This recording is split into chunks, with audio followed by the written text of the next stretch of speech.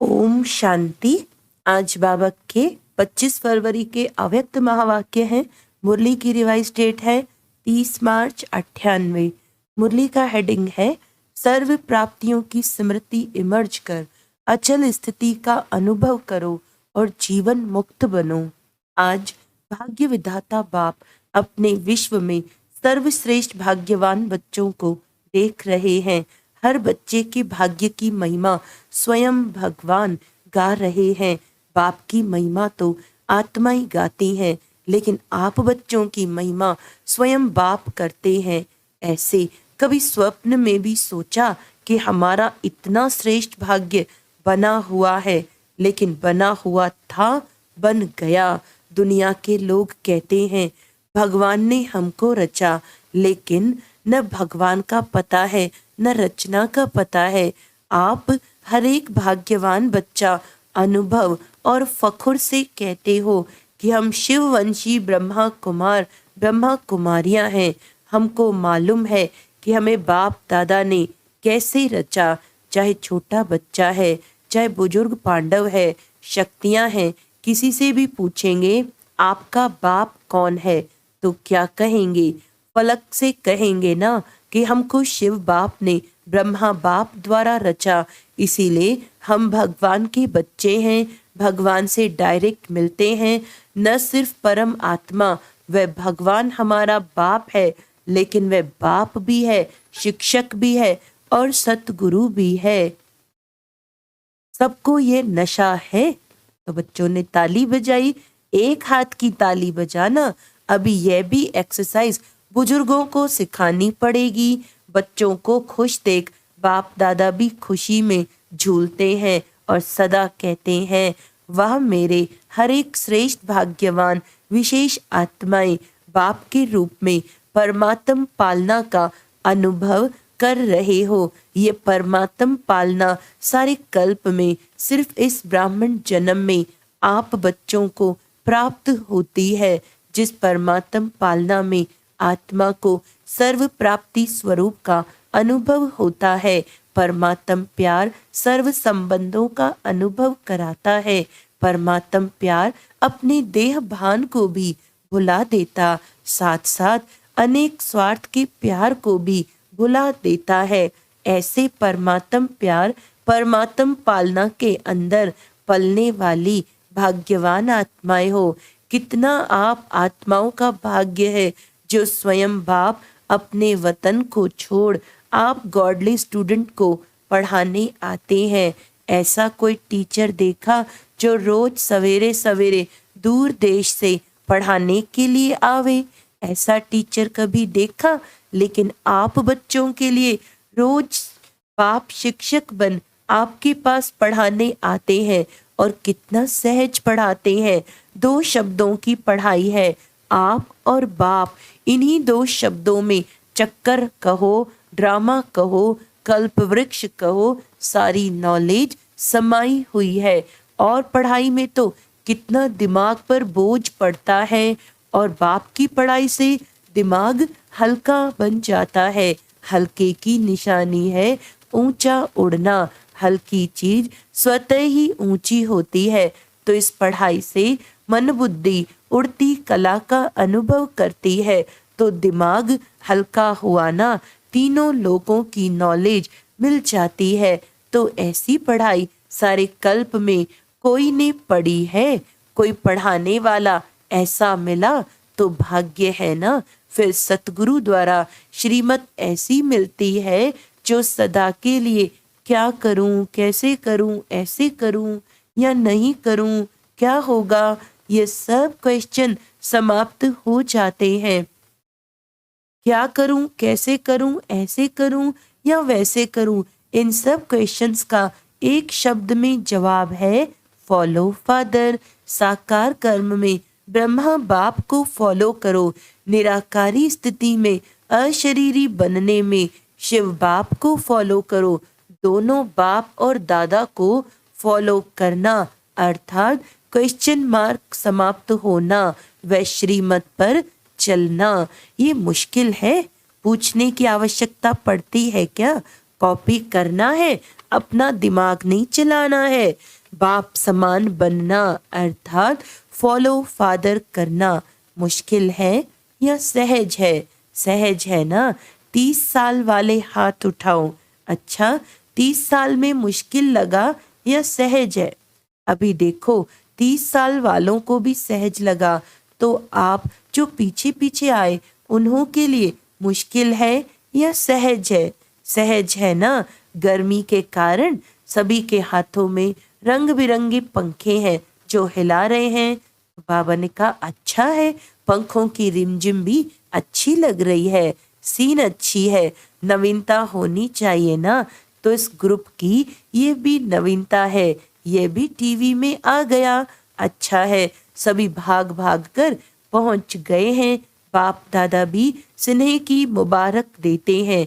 देखो, और जो भी हद के गुरु होते हैं कितने वरदान देते हैं, 1 या 10, ज्यादा नहीं देते हैं, लेकिन आपको सतगुरु द्वारा रोज वरदान मिलता है। ऐसा गुरु कब देखा? नहीं देखा ना, आप लोगों ने ही देखा, लेकिन कल्प कल्प देखा। तो सदा अपने भाग्य की प्राप्तियों को सामने रखो, सिर्फ बुद्धि में मर्ज नहीं रखो, इमर्ज करो। मर्ज रखने के संस्कार को बदलकर इमर्ज करो। अपनी प्राप्तियों की लिस्ट सदा बुद्धि में इमर्ज रखो। जब प्राप्तियों की लिस्ट इमर्ज होगी तो किसी भी प्रकार का विघ्न वार नहीं करेगा, वह मर्ज हो जाएगा और प्राप्तियां इमर्ज रूप में रहेंगी। बाप दादा जब सुनते हैं कि आज किसी भी कारण से कोई बच्चे मेहनत करते हैं, युद्ध करते हैं, योग लगाने चाहते हैं, लेकिन लगता नहीं है, सोल कॉन्शियस के बदले बॉडी कॉन्शियस में आ जाते हैं, तो बाप दादा को अच्छा नहीं लगता है। कारण क्या? अपने भाग्य की प्राप्तियां इमर्ज नहीं रहती, मर्ज रहती हैं। फिर जब कोई याद दिलाता है तो सोचने लगते हैं, होना तो ऐसा चाहिए। इसीलिए बहुत सहज पुरुषार्थ है, प्राप्तियों को इमर्ज रखो। जब से ब्राह्मण बने तब से अपने भाग्य को स्मृति में रखो, हलचल में नहीं आओ, अचल बनो। क्योंकि यहाँ आबू में यादगार क्या है? अचल घर है या हलचल घर है? अचल घर है ना। ये किसका यादगार है? आपका यादगार है ना। तो जब भी कोई सूक्ष्म पुरुषार्थ का मार्ग मुश्किल लगे, बुद्धि ज्यादा हलचल में हो, तो अपने यादगार को स्मृति में लाओ। कई बार बच्चे ज्ञान की पॉइंट बोलते भी हैं कि मैं आत्मा हूँ, ड्रामा है, ये तो विघन है, ये तो साइड सीन है, बोलते भी रहते हैं, लेकिन हिलते भी रहते, हिलते हिलते बोलते रहते। जब ऐसी बुद्धि बन जाए तो अचल नहीं हो सके, तो मधुबन का अचल घर याद रखो। ये तो स्थूल चीज है ना, सूक्ष्म तो नहीं है, आंखों से देखने की चीज है। मेरा यादगार अचल घर है, हलचल घर नहीं है। क्योंकि बाप दादा इस वर्ष को सर्व बच्चों के प्रति मुक्ति वर्ष मनाना चाहते हैं। ऐसा नहीं हो हाथ उठवाए तो कोई का उठे, कोई का नहीं उठे। नहीं, सभी खुशी खुशी से हाथ की ताली बजावें। चलो अभी बजा दी तो ठीक है, लेकिन ऐसे ही बाप दादा इस वर्ष के समाप्ति में इतनी जोर से ताली बजाते देखें।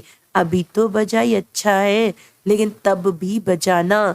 बजाएंगे, देखो हाथ की ताली बजा के तो खुश कर दिया, लेकिन बाप दादा नए वर्ष में जो अपना 18 जनवरी विशेष ब्रह्मा बाप के शरीर से मुक्त होने का दिन है, तो 18 जनवरी में बाप दादा फिर हाथ उठवाएगा कि मुक्ति वर्ष मनाया या सिर्फ सोचा। मनाना है, सोचते तो नहीं रह गए, स्वरूप में लाया या सोचते सोचते लास्ट में भी सोचते रहेंगे। यह रिजल्ट बाप दादा देखना चाहते हैं, दिखाएंगे। अच्छा, याद रहेगा ना। प्राप्तियों को सामने रखो, बाप की याद के साथ बाप ने जो दिया है वह भी इमर्ज करो, क्या बनाया और क्या मिला।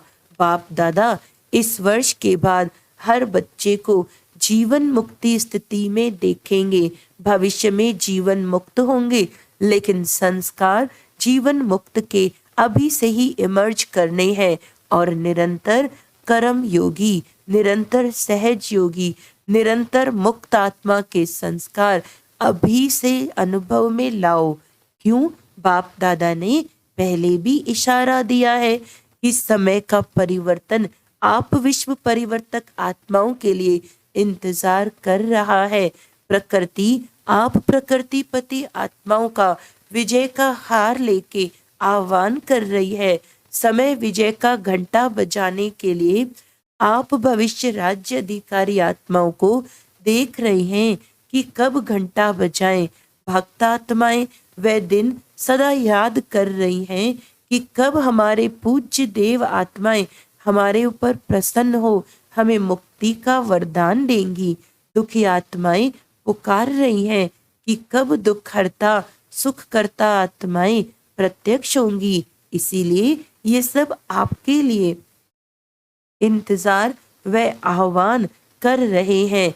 इसीलिए हे रहम दिल विश्व कल्याणकारी आत्माएं अभी नो के इंतजार को समाप्त करो। आपके लिए सब रुके हैं। आप सब मुक्त हो जाओ तो सर्व आत्माएं प्रकृति भगत मुक्त हो जाए तो मुक्त बनो। मुक्ति का दान देने वाले मास्टर दाता बनो। अभी विश्व परिवर्तन की जिम्मेवारी के ताजधारी आत्माएं बनो। जिम्मेवार होना बाप के साथ मददगार हो। क्या आपको रहम नहीं आता? दिल में दुख के विलाप महसूस नहीं होते? ए विश्व परिवर्तक आत्माएं अभी अपनी जिम्मेवारी की ताजपोशी मनाओ। बाप दादा ने पहले भी कहा 100 हिमालय जितने बड़े ते बड़े विघ्न भी आ जाएं तो भी हटेंगे नहीं, हार नहीं खाएंगे। ताजपोशी मुक्ति वर्ष अवश्य मनाएंगे। बाप दादा रोज चार्ट देखेगा। ऐसे नहीं यहाँ से जाओ तो ट्रेन में ही कहो पता नहीं क्या हो गया। घर में गए तो बगुले और हंस की लड़ाई लग गई। ऐसे नहीं कहना ये हो गया ये हो गया। ये नहीं सुनेंगे। आपके पास आपके पत्र वेस्ट पेपर बॉक्स में डालेंगे। सुनेंगे नहीं। दृढ़ संकल्प करो। होना ही है। जहाँ दृढ़ता है वहाँ सफलता नहीं हो असंभव है। तो सभी दृढ़ संकल्प वाले हैं ना? टीचर्स हाथ उठाओ। टीचर्स बहुत हैं। सारे सेंटर्स खाली करके आए हैं क्या? देखो एक खुशखबरी सुनाते हैं। बाप दादा ने देखा अभी देखा सुना है कि सर्व मधुबन वालों ने अपने परिवर्तन का लक्ष्य बहुत अच्छा रखा है। लक्षण तो देखेंगे लेकिन लक्ष्य बहुत अच्छा रखा है। अपने में अंतर जो लाया है वह भी लिखा है, लेकिन बाप दादा को खुशी है। अंतर आना शुरू हुआ, आगे होता रहेगा। लेकिन सभी ने अपने दृढ़ संकल्प का उमंग उत्साह अच्छा दिखाया है। अभी कागज में है, लेकिन कागज में भी पहला कदम तो है। तो बाप दादा को खुशी हुई। क्यों? सारे वर्ल्ड के लिए हे अर्जुन मधुबन निवासी हैं, निमित्त मधुबन निवासी हैं। सेकंड नंबर देश विदेश की निमित्त सेवादारी टीचर्स हैं और सर्व सहयोगी साथी सारा परिवार ब्राह्मण आत्माएं हैं। तो मधुबन का नक्शा बाप दादा देखेंगे कि बिल्कुल बदला हुआ दिखाई दे। मधुबन वाले तो कम आए होंगे, कईयों ने तो लिखा ही नहीं है। आगे बैठने वालों ने कम लिखा है, बहुत बिजी रहे हैं। लेकिन जब काम मिलता है तो लिखने में भी मार्क्स जमा होती है। अगर नहीं लिखा तो मार्क्स एक्स्ट्रा कम हो गई, नुकसान कर दिया। जो भी डायरेक्शन मिलते हैं बाप द्वारा मिलते हैं, चाहे निमित्त आत्माएं दादियों द्वारा मिलते हैं, उसको रिगार्ड देना अति आवश्यक है। इसमें न बहाना देना, न अलबेलापन करना। आगे के लिए बाप दादा बता देता है कि मार्क्स जमा नहीं हुई, इसीलिए इसको महत्व देना अर्थात महान बनाना हल्की बात नहीं करो। बच्चे बड़े चतुर हैं, कहेंगे बाप दादा तो जानते ही है ना। जानते तो हैं, लेकिन कहा क्यों? जानते हुए कहा ना, तो ऐसे छुड़ाना नहीं चाहिए। बहुत ऐसे कार्य है छोटे छोटे जिसको हाँ जी करने में एक्स्ट्रा जमा मार्क्स होती है। कई ऐसे स्टूडेंट्स हैं जो किसी भी पास्ट के संस्कार के वश बहुत अच्छे उमंग उत्साह में बढ़ते हैं, लेकिन कोई न कोई सुनहरी धागा, बहुत महीन धागा उनको आगे बढ़ने नहीं देता। वह समझते भी हैं कि महीन धागा रहा हुआ है, लेकिन ऐसे भी पुरुषार्थी हैं जो छोटी छोटी कॉमन बातों में हाँ जी करने से मार्क्स ले लेते हैं, और हो सकता है कि वे थोड़ी थोड़ी मार्क्स इकट्ठी होते हुए वह आगे भी निकल सकते हैं। ऐसे भी बाप दादा के पास एग्जाम्पल के रूप में हैं, इसीलिए सहज तरीका है छोटी छोटी हाँ जी करने में मार्क्स जमा करते जाओ। कट नहीं करो, जमा करो। बाकी बाप दादा ने देखा मेजॉरिटी ने अपना उमंग उत्साह अच्छा दिखाया है, इसीलिए दृढ़ संकल्प के लिए विशेष उन मधुबन निवासी बच्चों को बाप दादा हाँ जी करने की मुबारक देते हैं।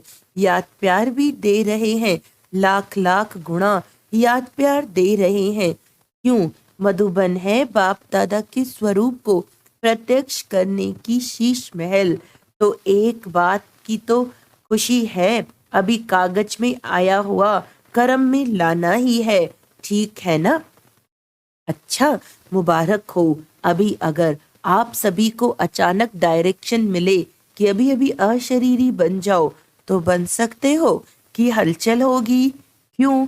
लास्ट समय का यही अभ्यास पास विद ऑनर बनाएगा। तो अभी बाप दादा भी कहते हैं, एक सेकंड में सब बातों को किनारे कर अशरीरी भव। ड्रिल कराई? अच्छा, चारों ओर के अति श्रेष्ठ भाग्यवान परमात्म पालना के अधिकारी आत्माएं, परमात्म पढ़ाई के अधिकारी, परमात्मा सतगुरु के वरदानों के अधिकारी, सदा दृढ़ता द्वारा सफलता के अधिकारी, सदा अखंड योगी, अचल योगी, सदा विश्व परिवर्तन की जिम्मेवारी के ताजधारी, सदा सर्व प्राप्तियों को इमर्ज रूप में अनुभव करने वाले ऐसे विशेष आत्माओं को बाप दादा का याद प्यार और नमस्ते। हम रूहानी बच्चों की रूहानी बाप दादा को याद प्यार, गुड मॉर्निंग, नमस्ते नमस्ते नमस्ते जी। अभी मुक्त वर्ष में नंबर 1 मधुबन निवासी, ठीक है? हो सकता है या मुश्किल है?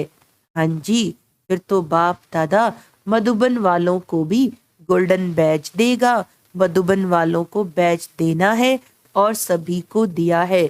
मधुबन वालों को मुक्त वर्ष की प्राइस देंगे, अच्छा बैज देंगे आपको। अच्छा, वरदान है ब्राह्मण जीवन में एक बाप को अपना संसार बनाने वाले स्वतः और सहज योगी भव। ब्राह्मण जीवन में सभी बच्चों का वायदा है, एक बाप दूसरा न कोई। जब संसार ही बाप है, दूसरा कोई है ही नहीं, तो स्वतः और सहज योगी स्थिति सदा रहेगी। अगर दूसरा कोई है तो मेहनत करनी पड़ती है, यहाँ बुद्धि न जाए वहां जाए, लेकिन एक बाप ही सब कुछ है तो बुद्धि कहाँ जा नहीं सकती।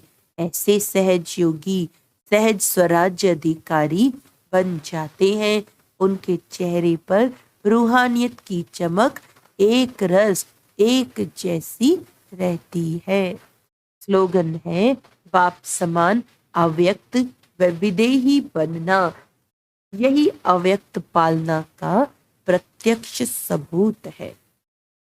अच्छा, आज का अव्यक्त इशारा है, आप ब्राह्मणों का मुख्य संस्कार है सर्वस्व त्यागी। इस त्याग से सरलता, मधुरता और सहनशीलता का गुण सहज आ जाता है। अगर सरलता नहीं तो मधुरता भी नहीं आ सकती। एक दो में स्नेही बनना है तो पहले देह सहित सर्वस्व त्यागी बनो। नॉलेजफुल के साथ सरल और मधुर स्वभाव हो, इसे ही कहते हैं बुजुर्ग का बुजुर्ग, बचपन का बचपन। अच्छा, ओम शांति।